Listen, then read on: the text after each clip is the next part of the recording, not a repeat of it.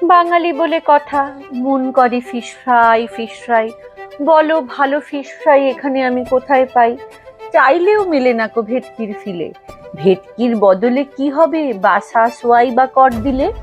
কিছুই লাগবে না বেশি, মাছের ফিলে আনো, তারপরে টুকরো করে ম্যারিনেট করতে হবে তো জানো। ধনে পাতা, পুদিনা পাতা, লঙ্কা, গোলমরিচ, পেঁয়াজ, আদা রসুন দিয়ে ভালো করে বেটে নিয়ে রাখতে হবে যে মাখিয়ে। তারপরে আর কি, ডিমের গোলায় ডুবিয়ে ব্রেড ক্রাম্ব দিয়ে যত্নে দিতে হবে জড়িয়ে।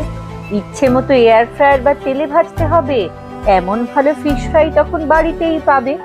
ভালো করে এই রেসিপি যদি রাঁধো মন মতো, দেখবে সবাই তোমার হাতের ফিশ ফ্রাই খাবে অবিরত।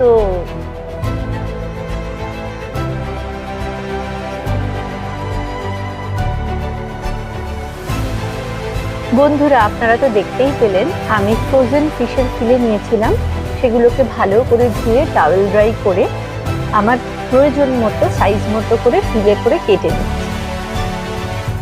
এই একইভাবে আমি 900 গ্রাম মাছের ফিলে সুন্দর করে কেটে নিলাম। আপনারা দেখতেই পাচ্ছেন ফিলে কাটা রেডি।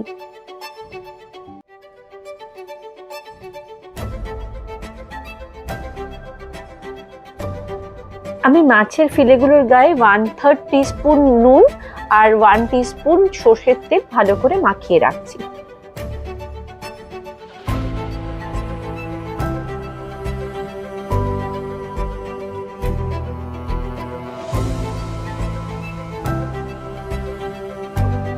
এরপরে আমি 1 বাঞ্চ ধনেপাতা ভালো করে ধুয়ে নিয়ে চপ করে নিচ্ছি।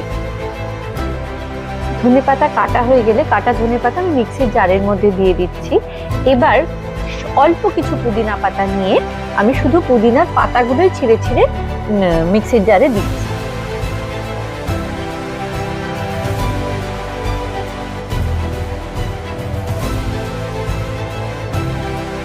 এরপরে আমি মিক্সি জারের মধ্যে 4 থেকে 5টা কাঁচা লঙ্কা দিয়ে দিচ্ছি। এরপরে একটা গোটা পেঁয়াজ মোটা মোটা করে কেটে আমি মিক্সির মধ্যে দিয়ে দিচ্ছি।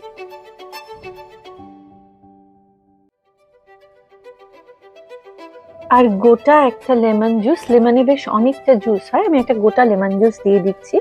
আপনারা যদি পাতিলেবু ব্যবহার করেন বা লাইম ব্যবহার করেন, 1.5 থেকে 2টো দিতে পারেন।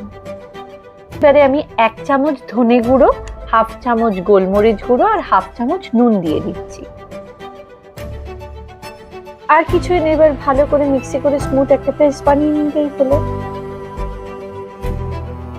আমাদের ফিশ ম্যারিনেশনের মশলা কিন্তু তৈরি। চলুন তাহলে এবার ম্যারিনেট করা যাক। এই মশলাটাকে ভালো করে মাছের এপিঠ ওপিঠ মাখিয়ে নিতে হবে, যাতে মাছটা ভালোভাবে কভার হয়ে যায়। এই দেখুন, তাড়াহুড়ো করতে করতে একটা ভুল করে ফেলেছি, আমি আদা রসুন বাটা দিতেই ভুলে গেছি।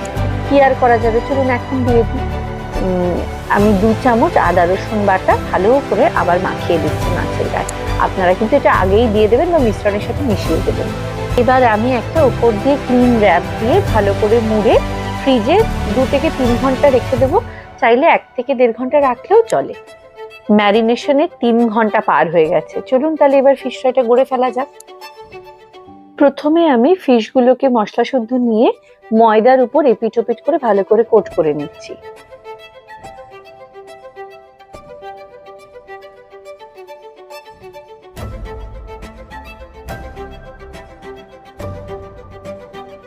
ব্যাটারটা বানিয়ে নিচ্ছি। যেহেতু আমি 900 গ্রাম মাছ, অনেকগুলো মাছের ফিলে রয়েছে, আমি 3টে বড় সাইজের ডিম নিয়ে নিচ্ছি।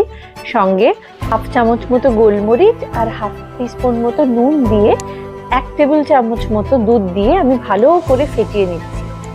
এবারে আমি ফিশ ফ্রাইটাকে কোট করার জন্য ব্রেড ক্রাম্ব নিতে হবে। আমি প্যানকো নিয়ে নিচ্ছি। প্যানকো না পেলে আপনারা যে কোনো ব্রেড ক্রাম্ব ইউজ করতে পারেন। পদ্ধতি তো সবারই জানা। এবার ময়দা কোটেড ফিলেগুলোকে নিয়ে ব্যাটারে চুবিয়ে আমি ব্রেড ক্রাম্বের মধ্যে ভালো করে এপিঠ ওপিঠ ভালো করে কোট করে নেব।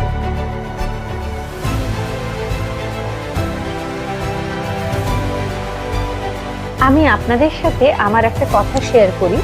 আমাদের মাঝে মাঝে ফিশ ফ্রাই খেতে ইচ্ছে করে, কিন্তু রোজ তো বানাতে ইচ্ছে করে না বলুন। আমি তাই জন্য একসাথে একটু বেশি করে বানিয়ে রেখে দিই। একটা প্লাস্টিকে বা একটা যে কোনো কন্টেনারের মধ্যে বাটার পেপার দিয়ে লেয়ারে লেয়ারে আমি এই ফিশ ফ্রাই সাজিয়ে ডিপ ফ্রিজে রেখে দিই। ফ্রোজেন অবস্থায় 15 থেকে 20 দিন আরামসে রেখে খাওয়া যায়, কোনো অসুবিধা হয় না।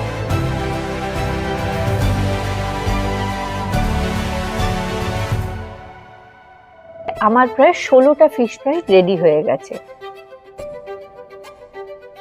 ফিশ ফ্রাই বা বিভিন্ন রকমের কাটলেট আমরা মাঝে মধ্যেই খেয়ে থাকি, সেই জন্য আমি আর ডিপ ফ্রাই করি না। অবশ্যই ডিপ ফ্রাই করলে অনেক বেশি স্বাদ হয়, কিন্তু সত্যি বলছি যদি এয়ার ফ্রাই করেও দেখেন দেখবেন খুবই ভালো লাগবে। আর যখন মনে হবে যে এই ডিপ ফ্রাইয়ের ক্ষতিটা হচ্ছে না শরীরে, তখন ভালো লাগাটা আরো বেড়ে যাবে। এয়ার ফ্রায়ারটাকে 375 ডিগ্রি ফারেনহাইট বা 190 ডিগ্রি সেলসিয়াসে প্রিহিট করে নিতে হবে। ডিপ ফ্রিজ থেকে আমি ফিশ ফ্রাই গুলো বার করে, যেহেতু মাছের ফিলের মধ্যে কোনো খুব একটা ফ্যাট পোর্শন ছিল না, তাই জন্য আমি অল্প করে অয়েল স্প্রে, আমি অলিভ অয়েল স্প্রে করছি, আপনারা যে কোনো অয়েল স্প্রে করে নিতে পারেন। অল্প করে এপিট ওপিট করে অয়েল স্প্রে করে দিচ্ছি। আমি ফিশ ফ্রাই গুলোকে এয়ার ফ্রায়ারের মধ্যে 1 মিনিট 9 মিনিটের জন্য দিয়ে দিচ্ছি। দেখতেই পাচ্ছেন একটা সাইড বেশ সুন্দর ফ্রাই হয়ে গেছে। এবার চামচ আর স্প্যাচুলা দিয়ে আমি ফ্লিপ করে অন্য সাইডটা দিয়ে দেবো। এবার আমি 7 মিনিটের জন্য এয়ার ফ্রাই করে নিচ্ছি। এটা না ভ্যারি করে ওভেন টু ওভেন। দেখতেই পাচ্ছেন তেলে না ভেজে ডিপ ফ্রাই না করে এয়ার ফ্রায়ারে কি সুন্দর ক্রিস্পি ফিশ ফ্রাই তৈরি হয়ে গেছে। খেতে গেলে কি একটু কাসুন্দি না হলে চলে? তাহলে একটু টমেটো সস আর কাসুন্দি দিয়ে পরিবেশন করে দিই আমাদের ফিশ ফ্রাই। কেমন লাগলো আমাকে জানাতে ভুলবেন না, কিন্তু অপেক্ষায় থাকবো।